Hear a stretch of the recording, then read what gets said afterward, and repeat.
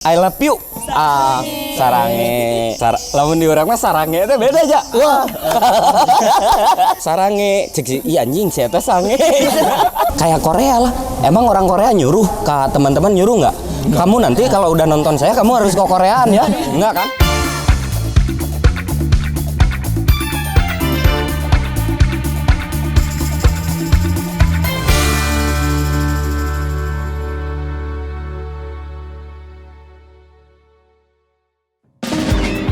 Halo baraya priangan, panggih deui jeung urang Ajul. Urang kayak aya di hiji tempat anu eksotis, anu ngeunaheun ceuk batur jeung paranti nongkrong ieu teh. Meh urang apal ieu jerona jiga kumaha ieu nya, karena kan ti luar indah gitu tah. Jiga kumaha sih kafe anu cenah mantap pisan di tengah kota Tasik. Ayo. Tapi urang kita apal sebenarnya namanya. Ieu teh ka mana jalanna? Soalna rada lieur aya 2 jalan. Si aya kakak kasep ieu. Sugana bisa ditanya, Kang, punten, tumaros, abi jual di priangan.com itu ya, keresan badai kafenya anu, kalau di luar mah saya pisan itu Kang, abi teh terang itu ordernya ke paling mananya? Ka paling itu. Oh, ke paling itu. Me Akang sering ke dia Kang? Rasa nabi ownerna. Wih, kau beneran pisan datang langsung takdir pendak sareng owner Kang. Dijual sareng Akang saha? Andi. Oh, Kang Andi. Ham, ulah dililakeun Ham. Nah, kebenaran karena aya owner na, urang wawancara we sakalian. Kang punten dianggo heula. Nah, di dieu nya. Siap. Nah, asup tah sorana. Asup. Nah, kalasan hayu tuh Ang. Langsung pesan. Siap.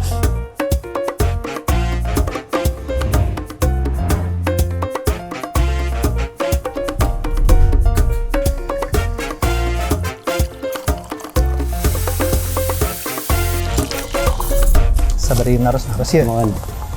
Iya kafe teh temana kan alamnya. Ya. Aya di tengah kota. Kumaha Kang? Iya aya motivasi inspirasi gitu ngadamel kafe di dia.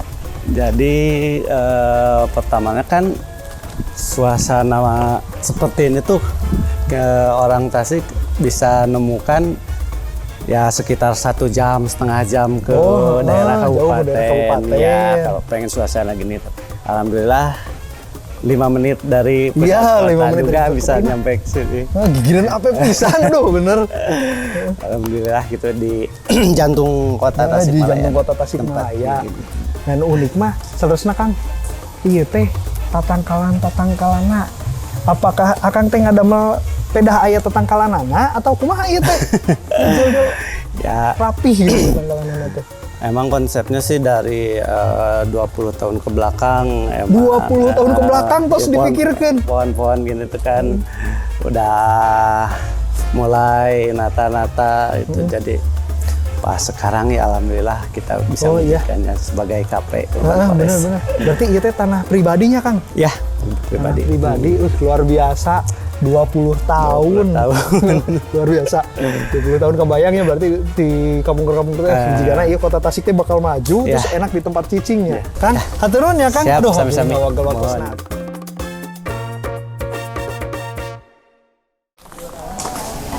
Nah, baraya tadi urang tas panggih jeung owner ti Urban Forest. Ayeuna mah urang panggih jeung komunitas Indonesia Korea Culture Enthusiast.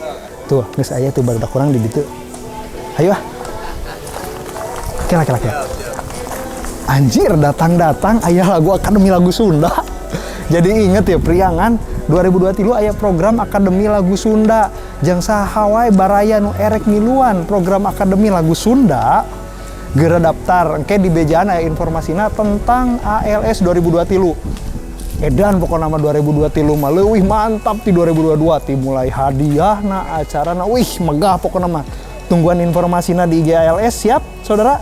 Ayeuna langsung milu ka komunitas. Widih, geus araya ya di dia. Sehat. Sehat Jul. Sehat. Alhamdulillah. Ih, teteh-tetehnya kieu banget. Teh, geus ayeuna mah ham, langsung siap-siap we lah. Siap-siap ya kita langsung prepare gaskeun pasang-pasang mic. Ai mic di marana?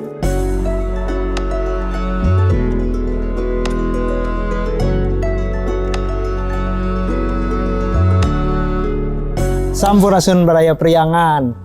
Ya, dia kan orang geus panggih jeung owner ti Urban Forest Kang Andi.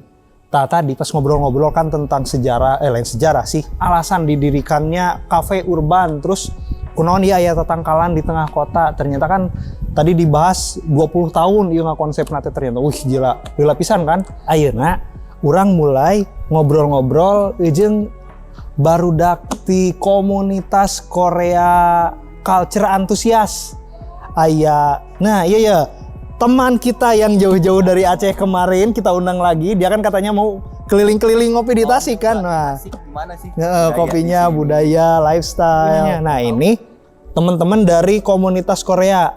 Ada Kang Dul, terus ada siapa lagi di Bella sama Tessa, Yesa, ada Teh Yesa. Teman-teman dari komunitas Korea, apa sih pertama kali memulai komunitas tuh kenapa jadi suka Korea dan kenapa tertarik sama budaya Korea?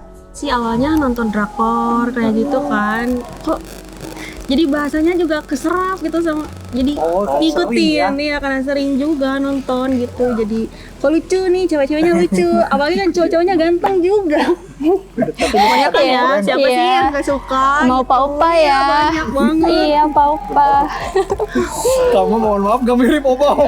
Assalamualaikum. Gak bisa. Perindapan.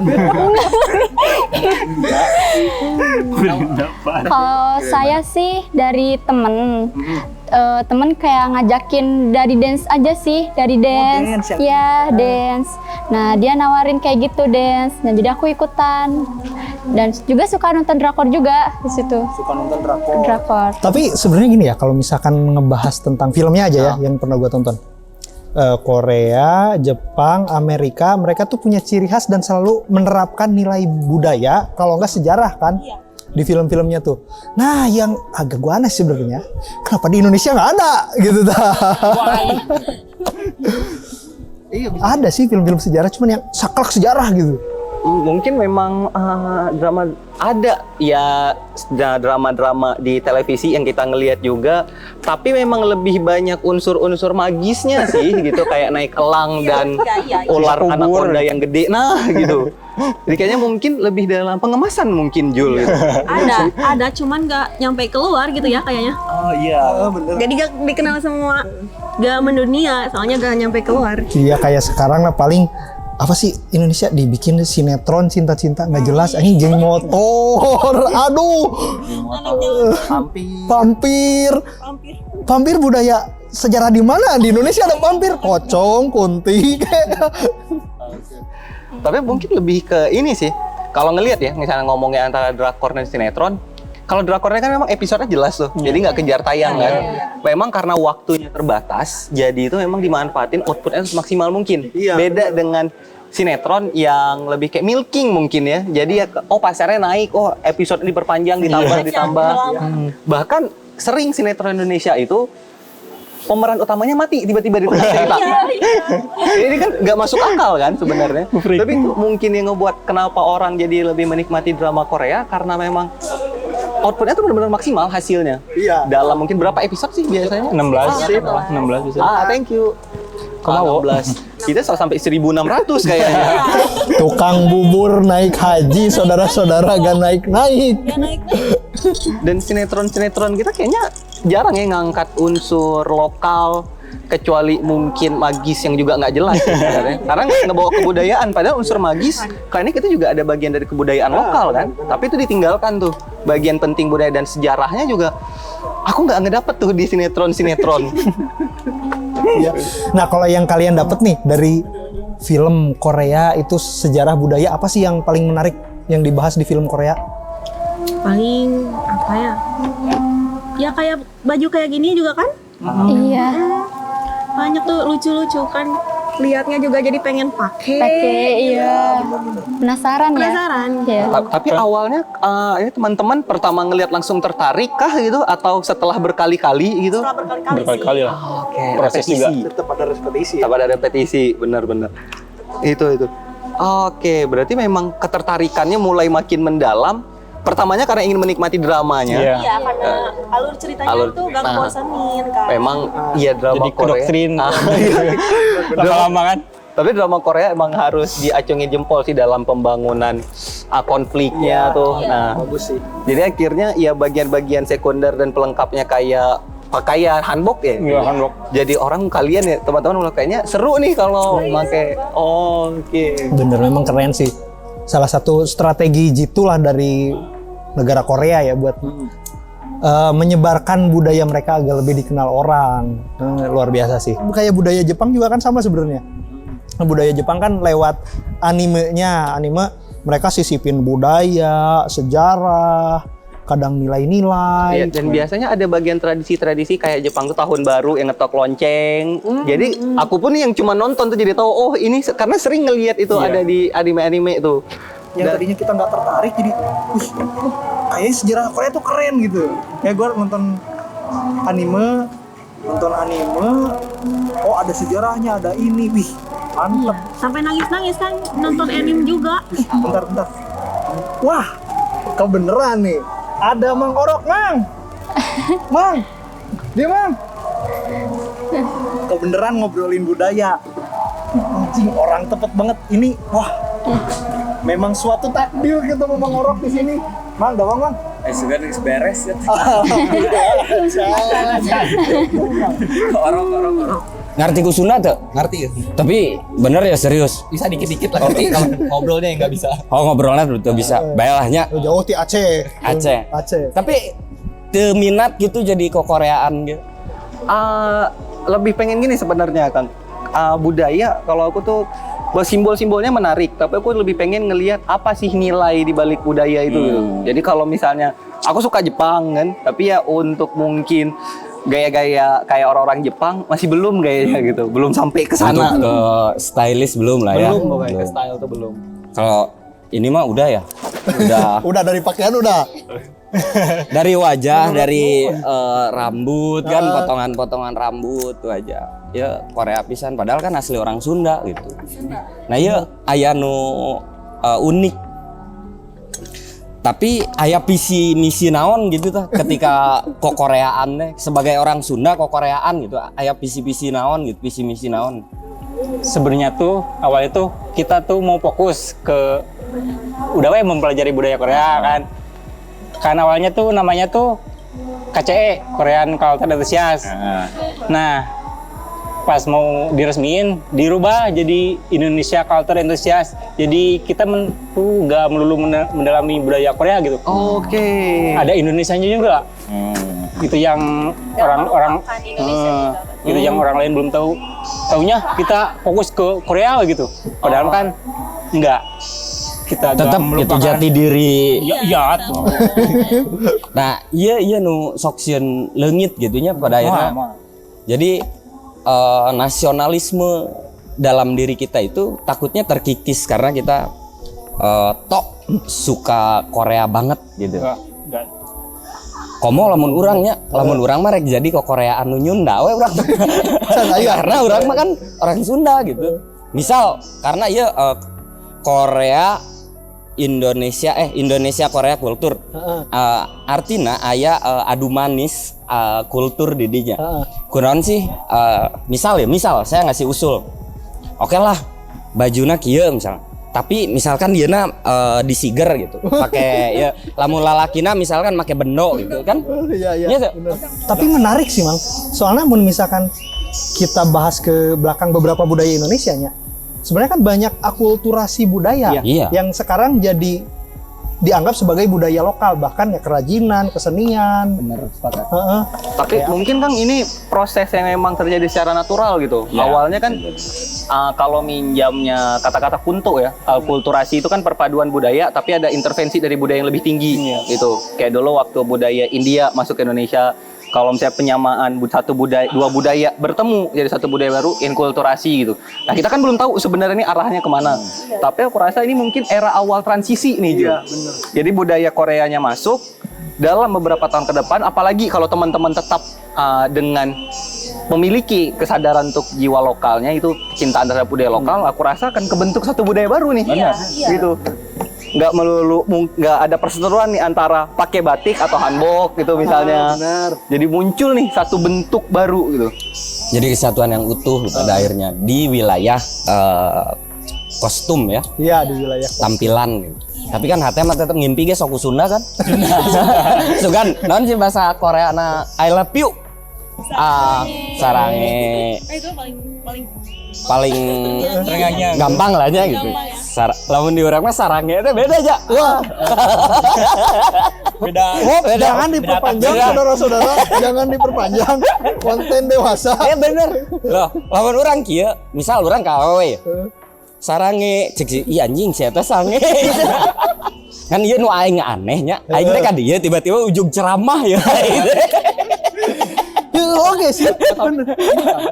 Kuah. Ya, yang jadi pertanyaan, teman-teman kan dari IKCE tadi kan, mereka nih IKCE, nggak ujuk-ujuk tiba-tiba tuh suka langsung Korea, mulai pelan-pelan menikmati dramanya gitu, sampai akhirnya ngelihat, lucu nih pakaiannya nih, lucu nih kebudayaan, lucu nih, kayak sejarahnya menarik nih, mulai didalamin sampai bahkan mereka ada event tuh yang belajar nulis pakai bahasa Korea tuh. Nah, ayo Abjad. abjad. Nah, kira-kira Kak, bisa nggak ini budaya lokal? Ambil Sunda lah nih, karena kebetulan ya kita lagi di Tasik ya, aku lagi di Tasik.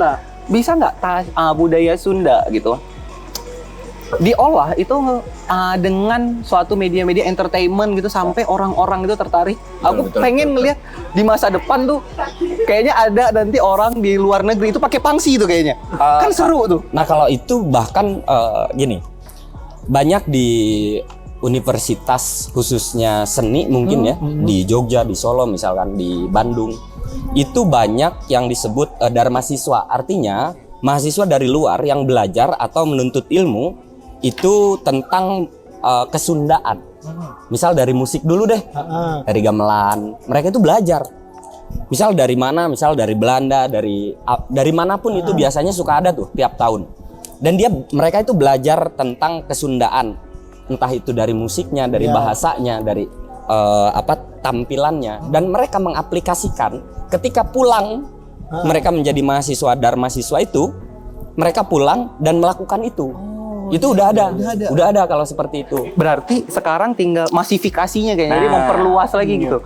Karena jujur aku ngelihat teman-teman sendiri ya, karena aku juga punya teman-teman orang Tasik, bahkan pemahamannya tentang Sunda itu masih minim gitu kan, sangat disayangkan sebenarnya. Sedangkan mereka dari kecil sampai sekarang besar hidup di tanah Sunda, tapi mereka nggak meminati, bahkan nggak coba mempelajari gitu. Kira-kira gimana Kang untuk budaya ini ya? Mau nggak mau kan kita bukan mempertentangkan antara contoh budaya Korea dengan Sunda, tapi kan ya kalau budaya Korea hidup ya budaya Sunda juga harus dong gitu sebagai budaya lokal. Gimana Kang caranya nih kalau menurut Akang? Kalau disebut caranya itu banyak sekali tokoh-tokoh yang sudah melakukan sebetulnya dengan cara mengedukasi bagaimana cara memperkenalkan budayanya. Misal budaya Sunda di sini nih ya, dikatakan budaya Sunda. Misal dengan musik, atau kita di pesantren misalkan ada yang disebut dengan nadoman. Iya. Kangjeng Nabi sering pisan dicandakan negara Sam, didinya teh rame pisan. Nah gitu kan. Bagaimana mempelajari tentang risalah kerasulan itu melalui nadoman. Begitu. Ari putra Rasulullah. Nah kan ada gitu loh. Itu diperkenalkan. Salah satunya mungkin caranya seperti itu. Terus mungkin dari hal yang lain misalkan, dari mulai baju dan lain sebagainya. Sekarang mulai menjamur kok. Baju-baju teman-teman yang pakai seragam pangsi, terus pakai dudukuy gitu kan. Udah mulai, cuman ya itu tadi, karena hidup itu pilihan pada akhirnya. Sejauh mana orang itu tertarik kayak Korea lah. Emang orang Korea nyuruh ke teman-teman, nyuruh nggak? Kamu nanti kalau udah nonton saya kamu harus ke Koreaan ya, nggak kan?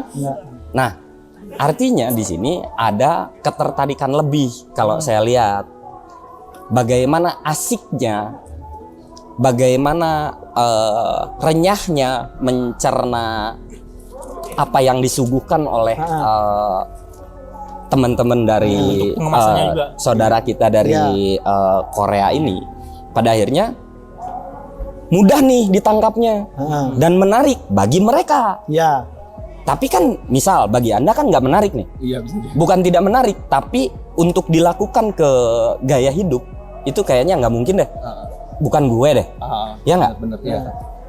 Sama kan? Ya benar. Orang biasa sarua dong. Kan orang teu mungkin orang pakai baju naon itu baju naon ngaranna teh? Hanbok. Si orang pakai handbook kemana-mana gini di jalan. Sok coba. Ya tuh. Kan gitu. Nah, kalau tadi ya dipertanyakan bagaimana nih caranya? Caranya sudah. Kita sudah memperkenalkan, kita sudah mengedukasi melalui media apapun. Musik, sajak. Kalau sajak itu puisi Sunda. Terus ada dongeng atau cerita. Ada dari tarian, ada dari nyanyian, ada dari kawih, ada dari pupuh. Sebetulnya di kita itu sudah banyak diperkenalkan itu. Hanya saja mungkin masalah ketertarikan kan kembali lagi ke masing-masing dong. Orang teh kadang menyoroti, orang-orang teh menyukai budaya, tradisi dan kesenian, tapi kadang lupa makna, tujuan inti dari adanya budaya. Benar. Karena gitu. Kalau nilai ini ngobrol Sunda nih, saya ini bukan ahli Sunda. Iya. Terus karena kebetulan saya lahir di Sunda, maka mau tidak mau saya harus mencintai apa yang ada di sekitar saya kan. Kalau dikatakan saya Nyunda, kan iya dilepis gitu kan. Jaket, kacamata. Ya kan nggak usah dari luar gitu. Iya. Dari dalamnya.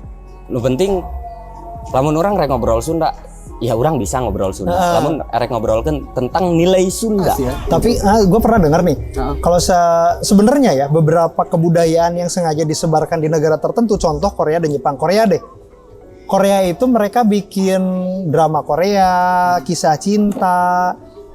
Ada nilai besar yang diselipkan di mana sebenarnya faktanya di Korea itu banyak perselingkuhan, KDRT. Ya, kalau di Jepang banyak film-film dan rumah produksi film biru. Nah, itu salah satu alasan kan. Nah, itu Amerika kan angka kriminalnya besar. Angkat hero-hero. Tapi ada yang keren di Sunda itu. Ini dari pewayangan. Oh iya, pewayangan. Ada permainan Gates of Gatot Kaca. Ini permainan slot loh. Gates of. Permainan baru. Main slot. Enggak. Artinya kan ada loh. Iya. Diingatkan bahwa ada toko Gatot Kaca gitu kan.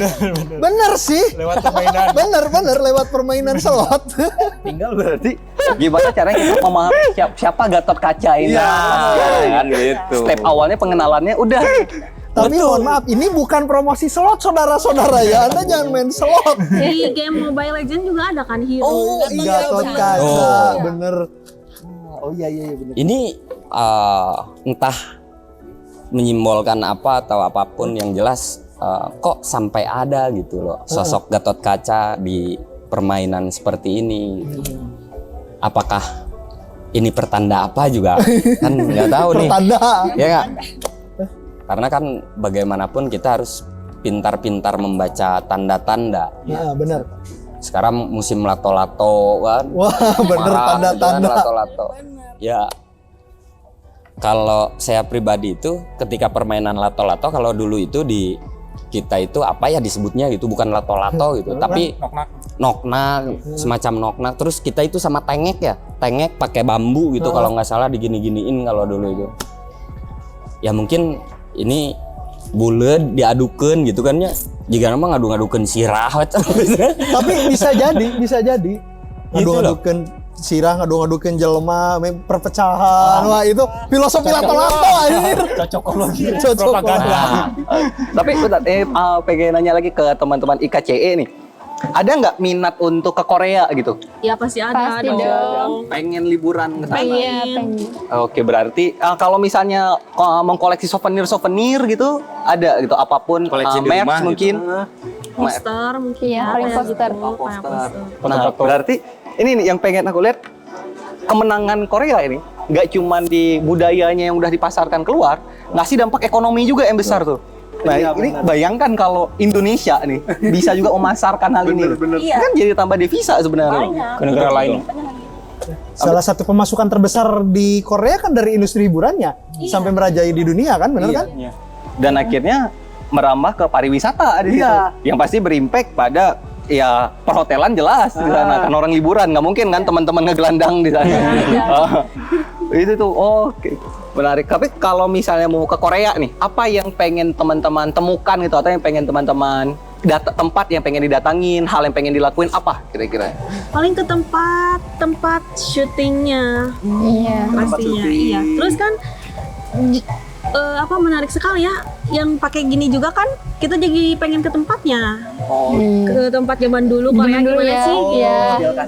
Iya, kayak Iya. gitu, kayak kalau di Indonesia kan kayak keraton nih, kayak pengen ke keraton kayak gitu. Nah, di Korea juga kayak pengen ke sananya Iya, gitu. ke sana. Ke tempat syutingnya. Kita kan lihat di dramanya, ih bagus banget, banyak sakura gitu kayak gitu kan. Iya benar. Nah, pengen dong ke sana pas musim guburnya gitu. Romantis kan kalau di drakornya, romantis banget. Nah, ini poin penting. Artinya kita bisa mengadopsi bagaimana mereka mempromosikan budaya mereka. Sampai Ya nggak? ke tempat-tempat wisatanya. Harusnya kita itu mengadopsi itu gitu loh. Iya bener. Kita cerita tentang daerah masing-masing. Misalkan di kita nih, kita Sunda, ini Aceh. Ada nggak sih misalkan satu tempat di mana misal kafe nih, kafe atau hotel atau apa? Mungkin kalau di kita itu udah ada istilah Rebo Nyunda ya. Iya. Rebo Nyunda udah mulai tuh di ini. Kalau di Aceh ada nggak tuh Senen Aceh gitu? Belum dengar kayaknya. Belum dengar. Mungkin aku yang kurang ngobrol sama budaya. Jadi Rebo Nyunda itu dari pakaian dulu sih, tetap dari pakaian dulu. Jadi pakaian pangsi, anak-anak SD itu pakaian pangsi gitu loh. Jangan Yang salah. cewek. Aceh itu mungkin ya melakukan suatu penyebaran sporadis budaya itu lewat dua hal. Kopi gayo sama linting. Waduh. Sebenarnya ya yang masalah linting itu gara-gara banyak diomongin aja sih gitu. Sebenarnya menarik kalau misalnya kita bicarakan tentang ya sebutnya ganja gitu ya. Ganja. Di sana itu penggunaannya bukan cuma untuk have fun sebenarnya. Bahkan masyarakat Aceh, jujur aku nanya ke ibu dan nenek kan, mereka ganja itu bahkan nggak tahu dipakai untuk have fun, malah dipakai jadi obat-obatan, jadi rempah gitu, herbal itu yang dipakai. Mereka baru emang ada yang make-make gitu, tapi nggak banyak rupanya dulu. Nah, jadi dulu itu sebenarnya adalah bagian dari kebudayaan juga gitu. Dan kopi ya syukurnya kopi Aceh udah mulai dikenal. Memang mungkin lebih bisa dibawa ke permasalahan apa sih budaya gayo ini, dan mungkin banyak orang yang nggak tahu ya, di Aceh itu ada setidaknya 8 subetnis. Jadi aku suku Aceh, nah kopi gayo itu punya suku gayo. Di wilayah gayo, beda sukunya kami ini. Beda suku, beda budaya, beda bahasa. Bahkan budayanya itu agak berbeda sebenarnya. Jadi aku nih kalau ngobrol sama orang-orang gayo tuh nggak ngerti, karena beda bahasa. Kalau Sunda kan setidaknya mungkin strata bahasanya kan, masih bisa nyambung lah gitu. Walaupun ya Tasik biasanya kan bahasanya halus gitu. Ada beberapa wilayah yang agak terdengar kasar. Kalau di Aceh, aku ngobrol sama teman-teman yang orang gayo tuh emang nggak ngerti karena beda budayanya.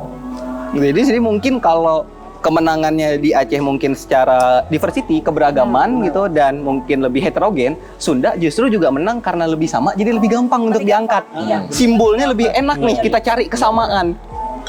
Nah ini kan kalau misalkan kita lihat ya dari diskusi kita ini, ngangkat dari budaya Korea yang memasukkan nilai, Sunda yang penuh dengan nilai, Aceh pun yang ternyata sama gitu, masukkan nilai ke dimensi-dimensi tertentu yang bisa diserap oleh masyarakat. Nah, yang jadi pertanyaan nih, Indonesia dengan banyaknya budaya dan banyaknya budaya yang kita miliki dan banyaknya budaya yang masuk, nilai apa sih sebenarnya yang pengen kita perjuangin ke masa depan? Ya pasti yang baiknya ya. Contohnya yang apa? Kita ngambil budaya Korea juga pasti gak ngehilangin yang Sundanya juga, yang lokalnya juga. Pasti kita pengennya digabung lah kalau bisa nantinya ke depannya. Kayak gitu aja sih.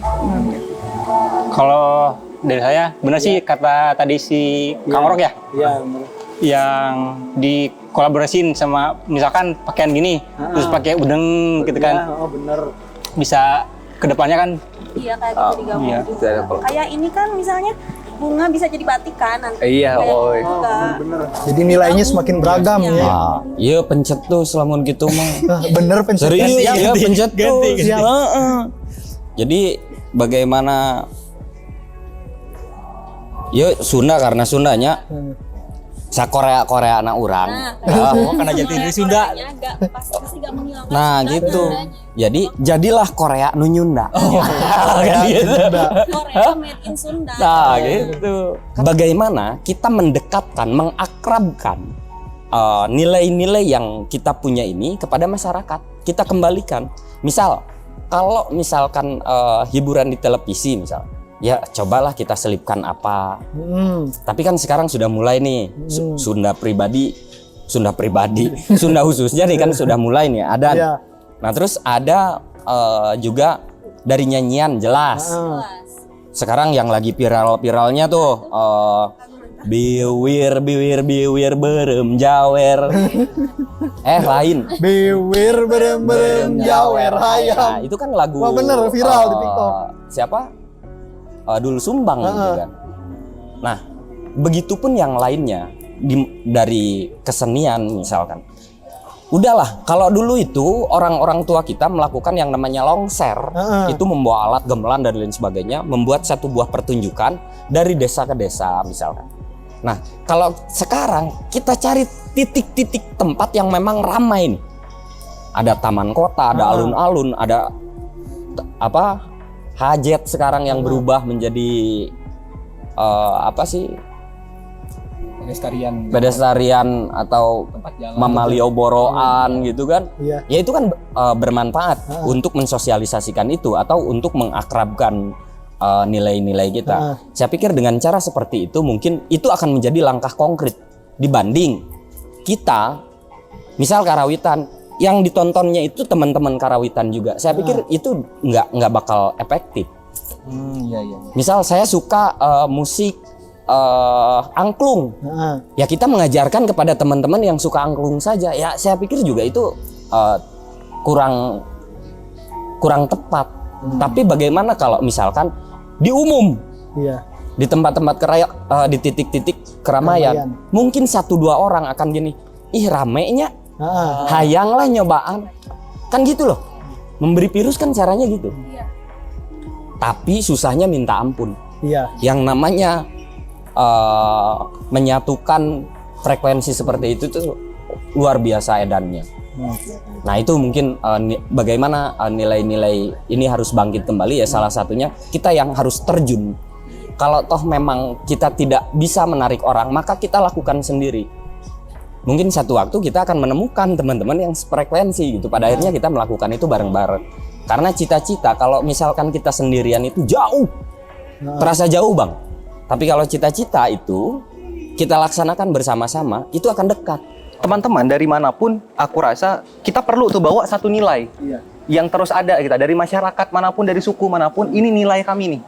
Ini yang akan kami bawa dan perihal permasalahan pakaian misalnya, nyanyian, tarian, logat mungkin, bahasa, itu kan cuma simbol sebenarnya. Sebenarnya akan berganti juga. Akan berganti, simbol teman-teman jika melihat sejarah, simbol-simbolnya terus berganti sepanjang peradaban. Tapi nilainya yang jangan kita lupakan. Maka kalau pesan dari aku, kita mulai mempelajari budaya masing-masing dan kita cari nilainya apa. Mari kita tunjukkan itu, entah itu kita menggunakan simbol yang lama atau menggunakan simbol yang baru. Dan ini perlu dilakukan bersama-sama dengan suatu keragaman. Karena ada satu permasalahan di mana di Indonesia itu terlalu memaksakan suatu penyatuan, unifikasi. Jadi cuma satu budaya aja yang diangkat tuh. Padahal kita ada sangat banyak masyarakat loh. Iya, benar-benar. Itu menurut aku kita menghargai keberagaman ini dengan menghargai bahwa kita semua punya nilai yang entah mungkin ada kesamaan dengan suku yang lain atau mungkin perbedaan, tapi kita bawa itu dengan suatu kebanggaan gitu. Nah, benar. Ini entah Sujo Tejo, entah Cak Nun gitu kalau nggak salah. Dia ngomong, kita malu loh. Ketika kita di depan umum, kita berpidato harus Assalamualaikum, Om Swastiastu, terus atas nama budaya, salam baji-baji, salam kebajikan, terus apalagi gitu. Kita malu sama hewan gitu loh.